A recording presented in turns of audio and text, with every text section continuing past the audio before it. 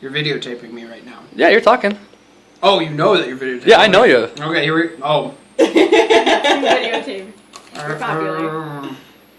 I'm sorry. That Not one with wasn't them. as cool. Yeah, no. Oh, that's so gross. Did that on purpose. That's so gross. I got a good one. Mm. Oh, that's good.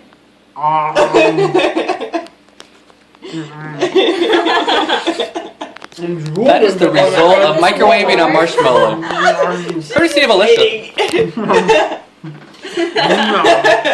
It's really lovely. Did it taste like a car tire or what? What? Is it squishy? Like. Actually, it is. It's like marshmallow gum. Yep. Because it heated it up without. It just. I don't know what microwaves do that make things rubbery. Because they don't just remove the moisture. Like when you toast something in a convectional oven, when it removes the moisture and makes it crispy. You're removing water. I'm not sure what it does to the molecular structure of stuff to make it so rubbery. You're still videotaping. Panoramic view. Anyway, Don't use a ball as memory. so please leave a comment below with a link to a Wikipedia article, because obviously I can't type right now.